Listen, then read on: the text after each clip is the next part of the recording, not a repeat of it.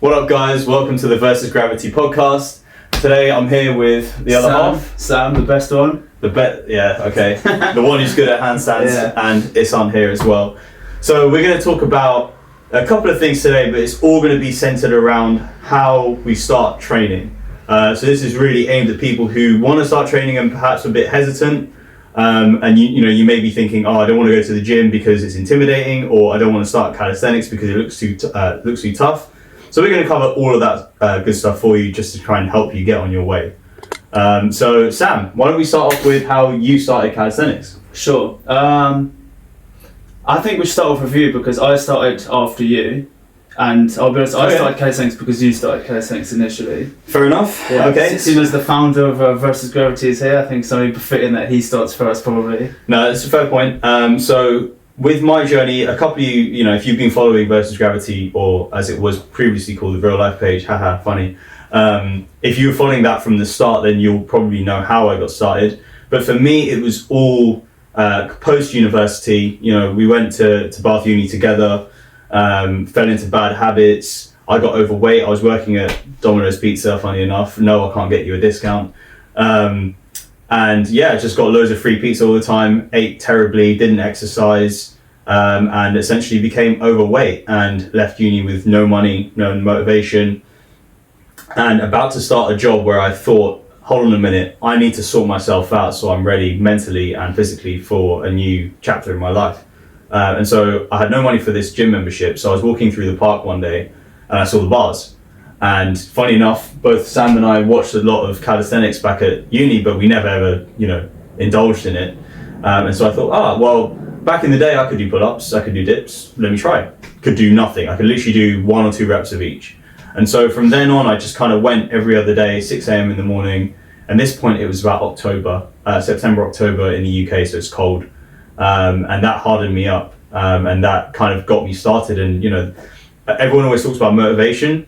For me, the motivation was being overweight, but then sticking through it was all discipline, and we'll get onto that later. But that's how I got started. I just fell in love with the journey, with training, with self-improvement, and I kind of did a lot of other things as well. I didn't just train; I also looked into how to better myself mentally, and all of those things kind of accumulated into my journey today and where I am.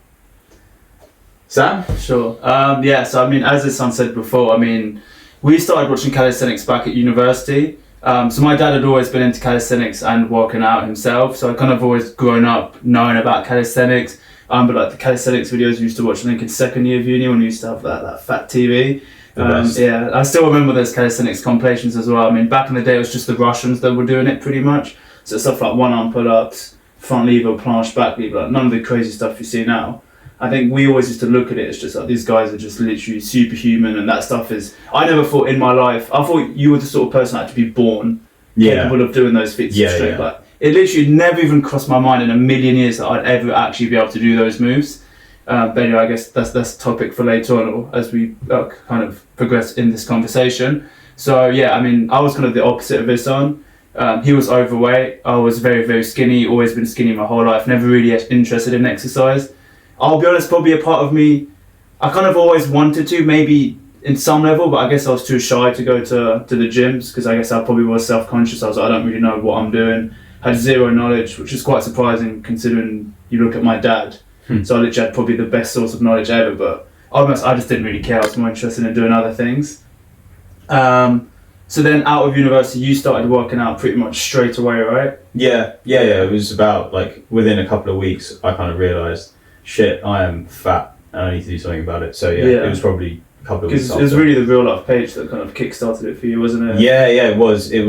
I spoke to an old friend of ours actually, and I was trying to work out what I wanted to do with my life. And like I said to you before, it wasn't just training that kind of helped me to get to where I was now.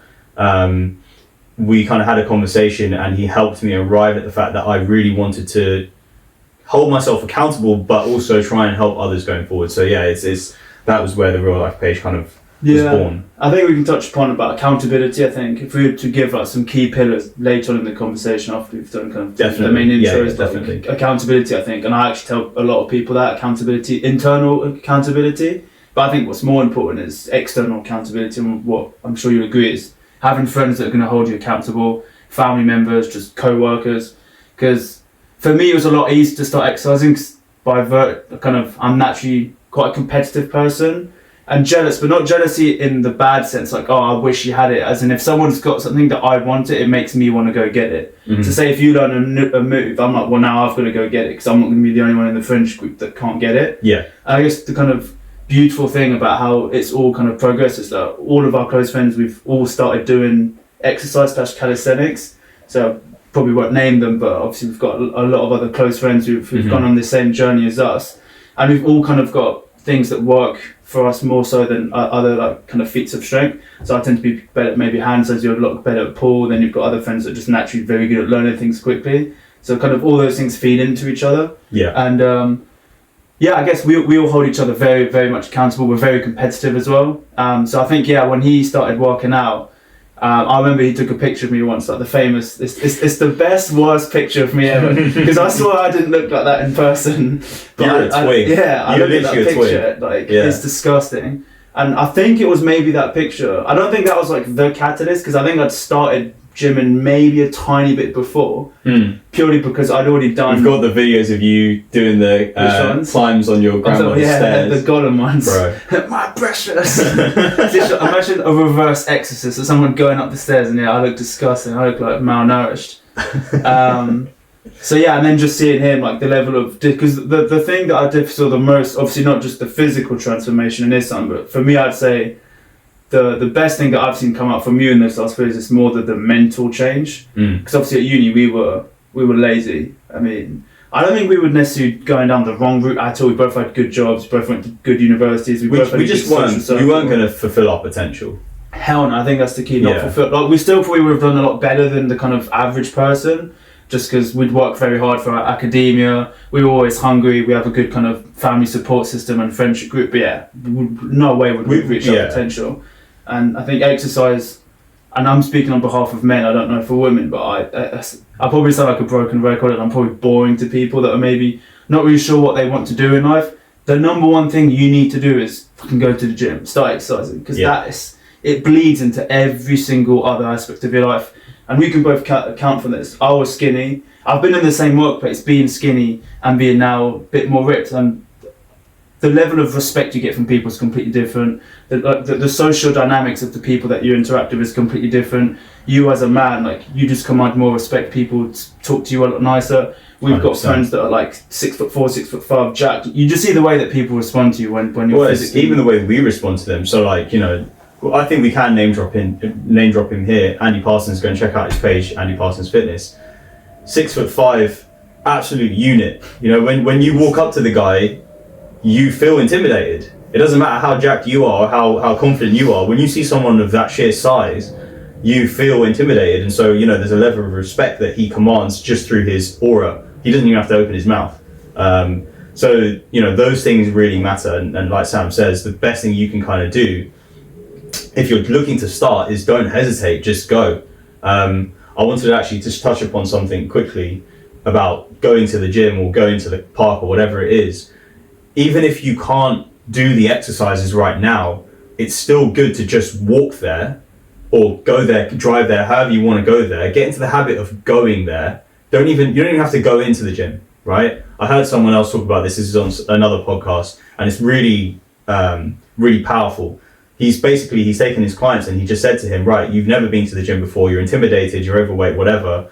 Just go walk to the gym, stand outside the gym for 5 minutes every single day, come back. Do it again, come back. And then the more that you kind of fall into that habit of going to the gym, you're going to start to work up the courage and say, well, actually, what's the point in me standing outside? Let me go in, Even if I can't do anything, let me just go inside.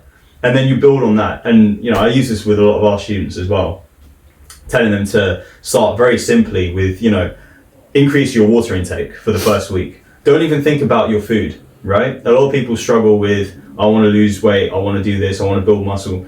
Forget all of that for now. Just start building consistency, because that's what it comes down to. Yeah. That's what we've kind of realized over the last 4 years is it doesn't matter where you start, it doesn't matter how you start. If you're consistent with it, you will work out the right way to go. So just start with something simple, go to the gym or start making a bed every day or something simple, like so simple that you start to build up a habit.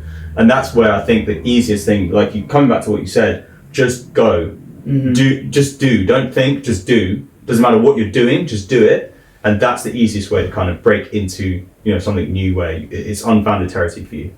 So I guess that helps with building the consistency, because I think there's different steps in wanting to start to exercise. Which I'd like to kind of bring it back even a step further than that, because that's the person who's accepted, I need to go to the gym. Yeah.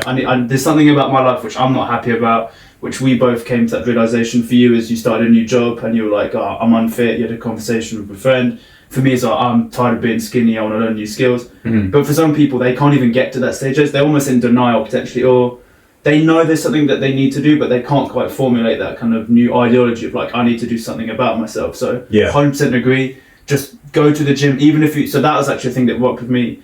I would go to the gym and sometimes I'd only do 2 push-ups or 2 pull-ups and I'd leave. And in my mind, I'm like, what is the point? But you're building the consistency. Yeah.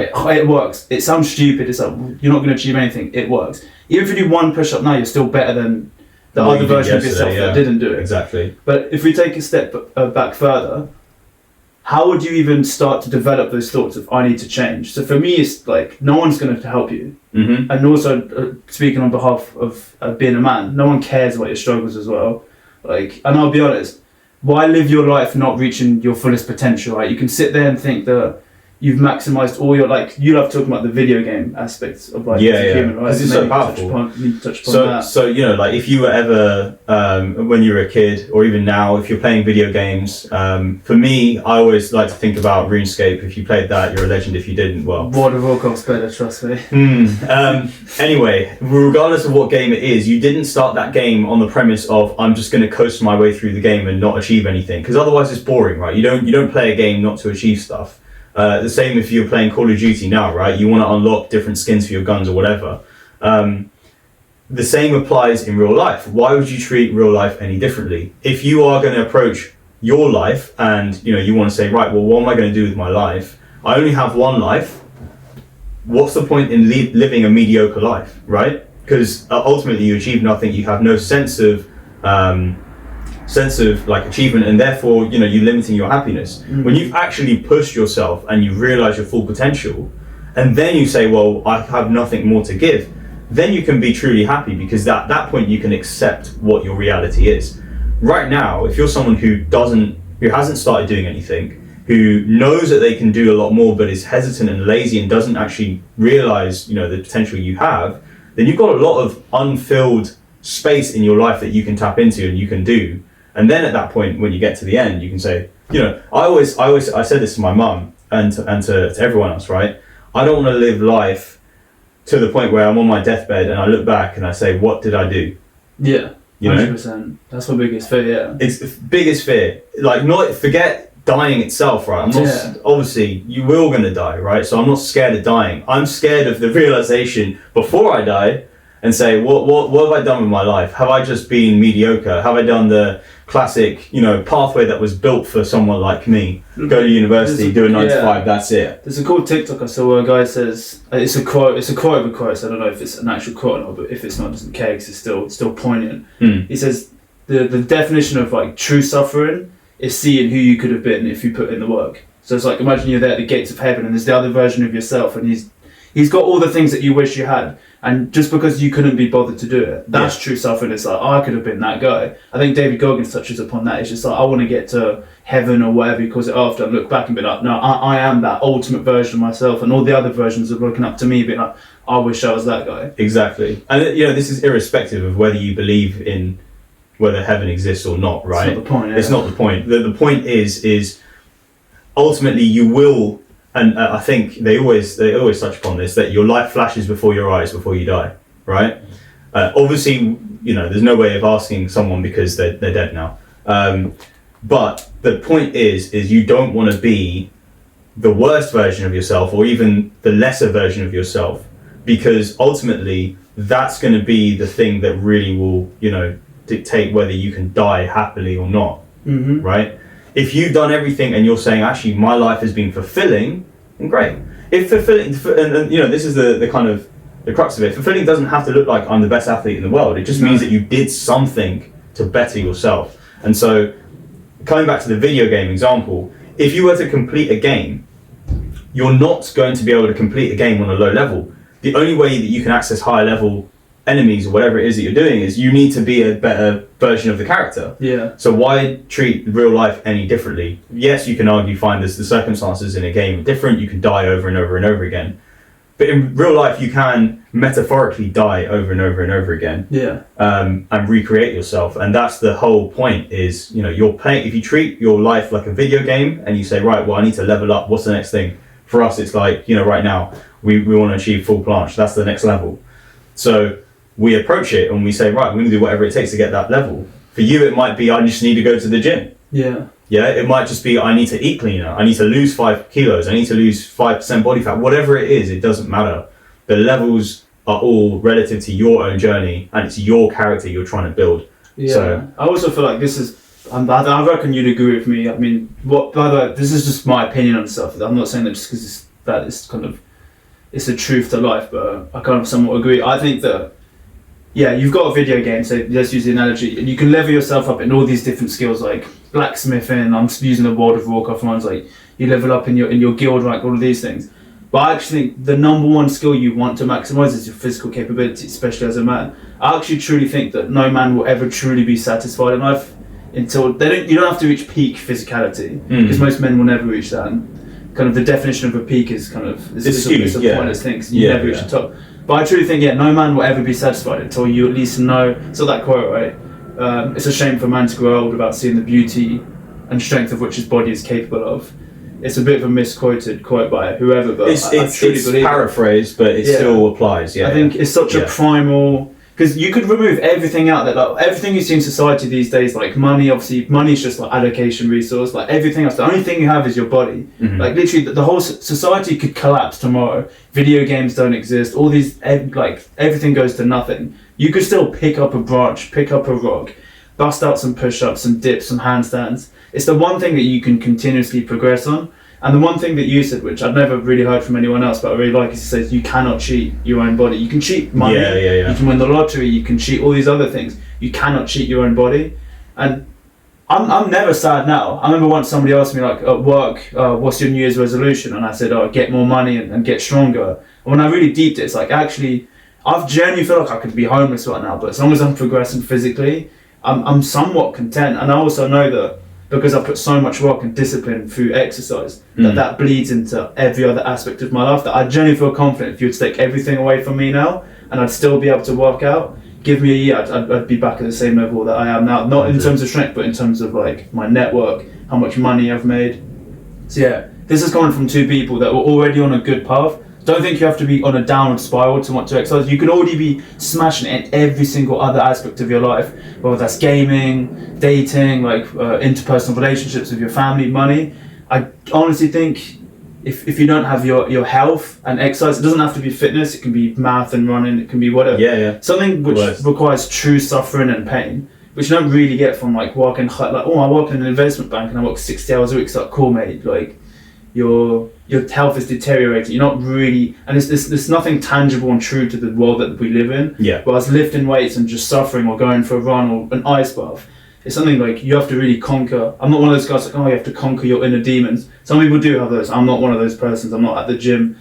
I guess one thing we can touch upon, which comes down to training, is what's the voice in your head that pushes you through certain reps, or like the last time you had a gym session where you couldn't be asked to finish your set, or even you couldn't, we're probably going back a long time, but imagine a session where you couldn't even be asked to train. That's probably been years.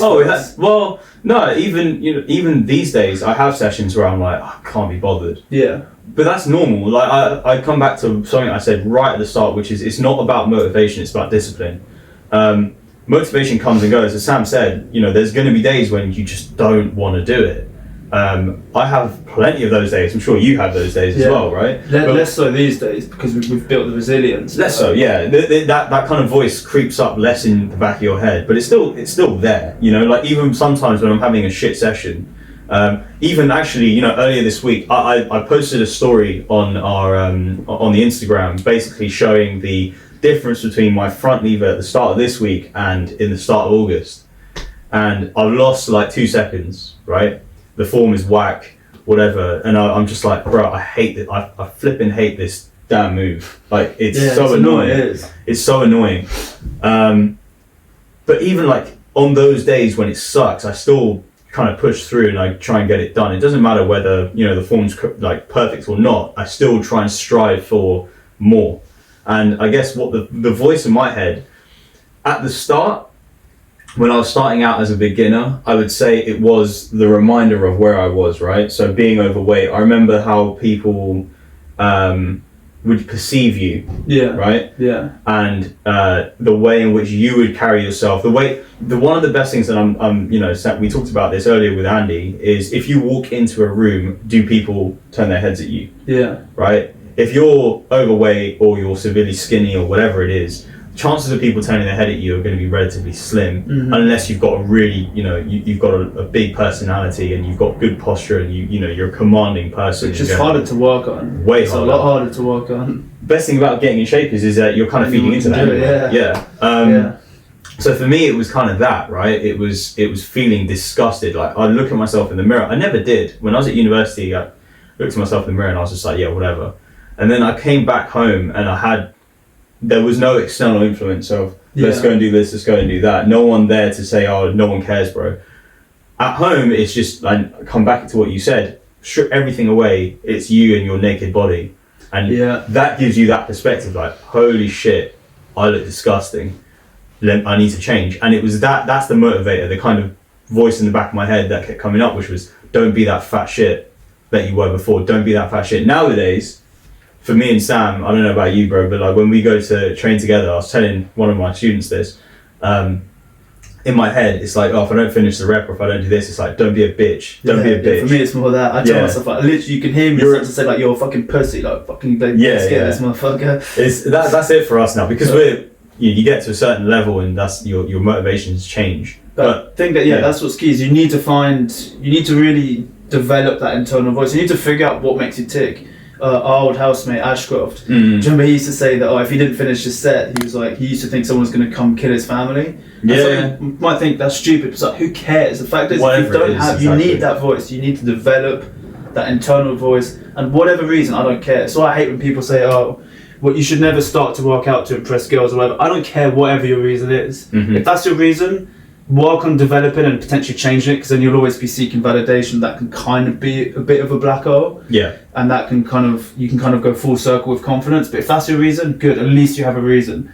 Otherwise, for me, it's just cope from people that convince themselves that, I don't want to work out because the only reason why people work out is to get girls. So even if that was true, well, at least they're working out and you're not, so you're just giving yourself an excuse to not do it. But really develop that voice, whatever it is. I think that's something that just comes with. I need to be honest with yourself. Like if you think you're fat, look yourself in the mirror. Like, you actually look disgusting. This is one thing. Like I really, I'm so glad you've said it. It's something that nowadays in society you're told to accept yourself, right? No. And as soon as I talked about accepting yourself, but I talked about accepting yourself after knowing that you can do no more. Right? There's a very big difference. Yeah, I agree with that. If you're accepting yourself now and knowing you can do more, that's basically you're resigning yourself to failure, right? And unfortunately, society is kind of teaching us to be able to do that. Acceptance of how your position is. I'm not going to say like, don't accept, like, for example, the way you feel, right? If you feel really sad, don't accept that you feel sad. Of course, if you're sad, accept you feel sad, but then what are you going to do about it? Well, also accept the rules of the game, accept the card you've been dealt. I'm not 6'5". Exactly. I'm not Andy. Do you think I'm going to sit there crying? I'm wishing I was 6'5". Everyone wishes they was 6'5". Exactly. You do what you can do within your means, and that's the whole point. It's like there's in society we're kind of told like accept and move on. What we're saying is accept and resolve, which is a very different mindset. Yeah, I like that. And I think that's how you get started. Sam said, be honest with yourself. A lot of people aren't. A lot of people say, well, I'm overweight, so what? Who cares? Society doesn't care. Girls don't care anymore. Apparently girls like dad bods, whatever. Yeah. We know that it's all cope. Like you said, it's all cope. So that it all starts with accepting your reality and then saying, okay, cool, I've been honest with myself. I am out of shape. The key. What am I going to do? Being honest with yourself. Yeah. And that's why having the right friendship group, people that are going to hold us up. Like if your friends aren't honest to you about whatever you're doing in life, they're terrible friends. And this stretches to everything else. If you're dating a girl and all of your friends are just like, nah, she's not the one, bro. Like it is, she's probably not the one, right? Mm-hmm. I mean, we've both been there, so we know what that's like. But I guess, yeah, if we could maybe even summarize what are the main, I guess I'll sum up, for me, very important things to kind of start training is one, start developing that voice in your head. Like start really thinking about like, why do I need to change? Not just because everyone else is doing it. If you're just doing it because you think you're supposed to be doing it, likelihood is you probably won't stick to it in the long term. Yeah. 2, accountability from friends, because then that helps if you can't develop that voice in your head. Because now that voice in my head now is a lot stronger than it was before. Mm-hmm. Nowadays, if I'm really in the zone and I'm just like, stop being a fucking pussy, do it, 9 times out of 10 I will do it. If I used to tell myself that 2 years ago, I wouldn't listen. I'd be like, whatever. That's where accountability can come in, because then the voice in your head doesn't need to be as strong. Yeah. Because especially if you're training with other people, I don't know now, I personally prefer training on my own now, just because I respond better to my own voice than other people's voices. But initially, I definitely would not have trained if these guys weren't training. I think that it has its place, training with other people. Like sometimes it's really powerful because it will highlight where your inefficiencies are. But this kind of more applies on a more intermediate and advanced level. Yeah. As a beginner, training with other people is motivation. Yeah. Come on. Or showing you how to do things, right? But for our level, like if we were training and I could see, oh, Sam's got better, his handstand push-ups better because he's got more of a forward lean, for example, something like that, then I know, right, I need to work on my shoulder external rotation so I can handle not the weight. even like getting But that's an advanced way of talking about training with friends. For you now as a beginner, like Sam said, it's motivation. Yeah, find a gym, bro. Like, come on, at the start, I guarantee even now, if we were to do a plank and you were to do 1 minute, what are we going to do? But we're going to do 30 reps of something. At the end of it, one of us is going to say, oh, why don't we do 31 reps? We have done that. Well, we do it every single training. And it's not even like, people are like, oh, that's toxic or whatever. Like, who cares? The fact is that people who do that kind of stuff, they push themselves to the limit. Like David Goggins trains with this guy called like Cameron Haynes, and he always says the reason why they do so well is because they push each other. They'll finish like a 100-mile run and they'll be like, should we go gym now? I'm not saying that that's the right decision to do, but it's that mentality. So far. Exactly. It's the mentality to push yourself past what you think you're capable of. And so, yeah, I think, like you say, accountability is arguably the largest. I would say it's probably next to having a purpose, which is your voice inside your head. Yeah. So that and accountability are probably the 2 biggest things that you really need to be honest with yourself about to get started on your journey. What would you say, because we're lucky, we're actually quite lucky, we've grown on this journey and we've known each other for 5 years before we even started working out, so we know what makes each other tick. Yeah. Like I can say something to you that I know will piss you off to get you to train more. What if you don't have none of your friends gym, and you actually you like imagine you're Joe Schmo, none of your friends gym, they actually think it's cringe, they think it's toxically masculine, they're going to say, oh, you're only doing it to get girls. You don't really, but you really want to do it for your own self. Like maybe you're overweight, underweight, whatever other reasons you want to improve yourself. How would you start? Like how would you find the right people? So funny enough, one of our students, you know who I'm talking about, who went to the chicken shop the other week. He struggles with trying to find people his age who have similar mentality. So he's at uni. I won't name him, just for privacy purposes, but he struggles to find people his age who are on the same sort of life path. So a lot of his peers just want to go out to nightclubs and stuff, as you do at university. Yeah, we've done that. So yeah, it makes sense. Bad. But for him, he's not looking for that. He wants to find people who are more in his lane, and that's perfectly fine. And the one thing I would say is, if you truly want something, then you will do anything to get it, right? You don't necessarily need the external influence. But that can be hard for someone who doesn't know they truly want it yet. Because we didn't truly want it when we started. Of course. It's like, let's be clear, it is much harder to do things on your own. It's the same in business, right? Like, the reason Sam's here in business is because I knew that he has valuable traits that will help Versus Gravity grow, right? Because, if you've been following us from the beginning, you'll know it was just me. I brought Sam along on the journey because I knew it would help. It's the same with your journey on through training or anything in life, right? We're humans at the end of the day. You are built as a social animal. You therefore seek things like social validation or help from other people. It's wired into you. So yes, it is harder to get started on your own. But what I would say is if you truly want it and you're truly honest with yourself, then even starting in the dark, and that's what I did, right? You did that, yeah. Do you remember? I started the real life page And I remember a lot of people were laughing about it. They were like you're starting one of those fitness pages, bro. They're so cringe, you know. Also with that, or even the name, like the name of the page is cringy. But I didn't care. I still did it because I knew I needed to get out of the rut that I was in, and I needed to be somewhere else. But the biggest thing with that, to interject very quickly, is what he's done there is accountability. Yeah. The Instagram page was the accountability. Exactly. So he touched already on one point there. Yeah, it's finding ways, you know, even if it's like, forget your friends, right? Even if you have to tell your mum, yeah, and say, Mum, I really need to lose weight. Can you make sure that I don't eat this, or whatever? I think with the studies that have shown, I think they took people for New Year's resolutions, and they made like 50% of the group write down their New Year's resolution. The other 50, literally just write down like achieve X by X, not even like manifest it or do affirmations. Just write it down on a piece of paper and having it written like on a post-it note. I don't know the percentage, but they were 10 times more likely, again, 10 times, 20 times, whatever. They were way more likely to complete their New Year's resolution. Yeah. Again, that's accountability. So tell everyone you're going to do it, because then you'll look like an idiot when you don't do it and people will call you out on it. Yeah, 100%. So that can be things that you can do. Writing it down is something I do now. So like, before we were even filming this, I was saying to Sam, I've lost half a kilo in a week because I'm trying to cut. Funny enough, the motivation came from seeing his 8% body fat, and I was like, bro, I can't have this. So, But writing it down, I've been writing every single thing into my apps and stuff. You know, recording every single one of my workouts, recording all of my calories, and guess what? The results show. Yeah. You know, so like you say, so accountability doesn't matter if you don't have people around you that will help you.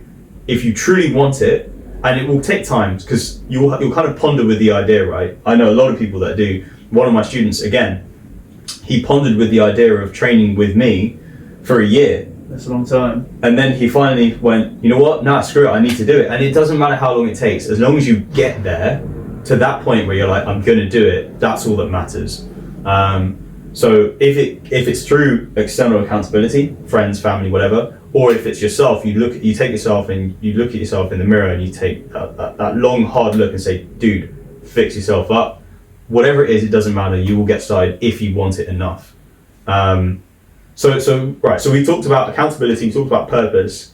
I think there's one more thing in here for getting started, and I think the one that I really want to talk about is training style.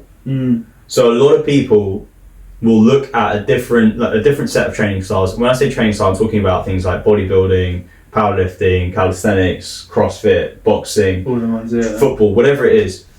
I think the best way, if you're someone who has no training age, and training age basically means if you've got experience doing anything, right? Any exercise. If you're someone with no training age, find what actually you enjoy. If you love watching football, right, which plenty of you guys do, go and kick a ball in the park for an hour a day. Yeah, I agree. Start with something that you actually can stick to. This comes back to diets as well. This comes back to basically everything. The best training plans, the best diets, the best whatever are the ones that you can stick to the longest. Yeah, right? Would you agree with, because you're more likely to stick to something that you're naturally good at because you're getting that positive feedback loop. Would you say this is just a random thought, I'm just asking for your opinion on it, looking at your body, your kind of strengths and weaknesses and saying, my body, it could be something you've never even done before. Yeah. Actually, this is kind of going against my point anyway, so I was going to say, looking at yourself and saying, what would I naturally be good at, and maybe trying that out. But I guess you could look at us and say, well, we're not meant for calisthenics. We're not meant for calisthenics. But that's actually why we enjoy it, because it's not meant for us. But that might be something like, for me, I actually quite enjoyed rock climbing at first, because I was better than most people because I have lanky arms and I was naturally quite skinny. So I found that easy to stick to. I don't know if that's something that could be worth trying out for some people. 100%, 100%. It's what. Yeah, if you're good, like Sam said, if you're good at rock climbing, go rock climbing. Because at the end of the day, it's not about what you're doing, it's about building the discipline. Because once you have discipline, that's when you can choose. And that's the biggest thing about what we've achieved. Because we can do Muay Thai now, whatever we want. And I know I'd get to a pretty decent level because I've developed the discipline through sticking to one thing for like 2 years now. Exactly. And that's the key. And like you could have, I used to watch these guys, they were like motivational speakers.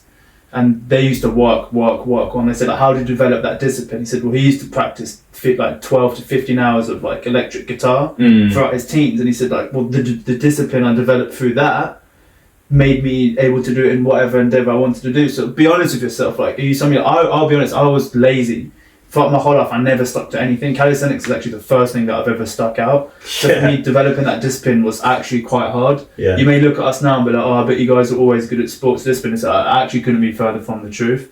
Some of you might have done a sport or learned an instrument or done something as a kid, so then maybe you can use and build up upon that and be like, well, I had the discipline to do that. Actually, I was very disciplined at video games.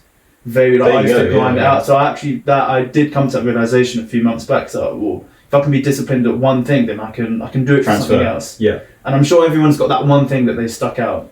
Even if it's watching TV, it doesn't matter, right? At the end of the day, it's the skill in your brain that you're trying to harness and transfer into other things. Everyone's got it in them. You may sit there like, of course. I literally used to think, like going back to one of the first things we said in the video, watching those calisthenics videos, I literally thought it was impossible. Like the thought didn't even cross my mind that I would ever be able to do it. Like literally, it was an impossibility. It's like cognitive dissonance. Like there's no way me and these people would ever be able to do the same thing. And look at us now, like we're not there yet. But it's like, literally, it sounds cringy, but you can do it 100%. Everyone's got it within them. That's one of the key differentiators is on a physical level. Obviously, yes, not everyone is built the same. Some people are less fortunate than others, and some people are more gifted than others, or whatever, right? But by and large, if you took the population size, I would harness a guess and say that about 80 to 70% of the population are actually capable of relatively the same physical feats if they all had the same level of discipline and training stimulus, right? Just because you're someone who is overweight or someone who is severely skinny right now, doesn't mean you can does not mean that you can become the super jacked guy or girl who's doing, all the things that you see and you really want to do or dream of. And really, like, again, pulling it back to the training style point, start with something small. Start with something that you know that either you're good at and you enjoy and you get a positive feedback loop, or it's something that you just enjoy but you might not be that great at. It doesn't matter what it is. Do what you think that you can stick to the longest, and once you've built up discipline, then you can sit there and reassess. Well, do I want to try this time? Do I want to try that this time? Like you said, we could do Muay Thai now and we could probably get a decent level. Doesn't mean we're going to be like zero correlation between Cali and legs. But it doesn't even matter. It doesn't matter because it's the sheer willpower to be able to stick through all the training sessions. That's what we've got now. Yeah. We wouldn't just, go to one Muay Thai session. Oh, dude, I suck at this. I'm not doing it. We wouldn't do that. We'd be like, nah, come on, push. We've learned to trust the process. And I think that's, for us, it took actually a while, I'll be honest. For me, it was only in the last 6-7 months that I've truly, this is why now I'm able to do very minor sessions and just trust the process, because I know, whereas before it's like, I need to finish each session. If I don't get it quickly, it would piss me off. And some of you will probably learn that in a matter of a week. For some of you, it might take 5 years. Yeah. But yeah, that's definitely something to touch back upon for sure. Definitely. So let's, I think we should probably wrap it up there. But the 3 points we want to talk, that we want you to take away: accountability. Huge. Literally the number one thing. It's just almost the more we're talking about it now, everything we've been doing, like even when you say like writing down each workout, that's all that is accountability. It's accountability, yeah, exactly. So make yourself accountable. Whether it's telling people, whether it's telling yourself, telling your mum, telling your dad, telling your friends, telling Instagram, doesn't matter. Whatever way that you can try and make yourself accountable, do it. Number 2 is having that purpose. That voice in your head that tells you why you're doing this, reminds you why you're doing this. If your purpose isn't strong enough, if your purpose is weaker than wanting to go out every Friday and waste away, then you're not going to make it. If you truly want it and you have that voice inside your head, you will make it. And number 3 is do something that you can actually stick to. And start there. That's your starting place, and then you can evolve into the other things that you want to do. Yeah, I don't really have any closing remarks. Good. Well, it's been a good first podcast. I hope you guys enjoyed that. I hope you guys found it very useful. And yeah, there's going to be plenty more of these, so please stay tuned. Make sure that you subscribe or whatever it is that where this podcast is going to go. Make sure you do that so that you don't miss any of them. Obviously, we're going to be posting stories about this on our Instagram. We'll be posting small snippets. But as we go forward, shout out to everyone: your mum, your dad, your nan, your dog, everyone. Everyone needs to see this. Everyone needs to go gym, right? We need to Masanami, Spartan generation. Here we come. We're taking over the world versus gravity. That's it, man. All right, Gravity Gang. Good speaking with you, and we'll see you on the next one.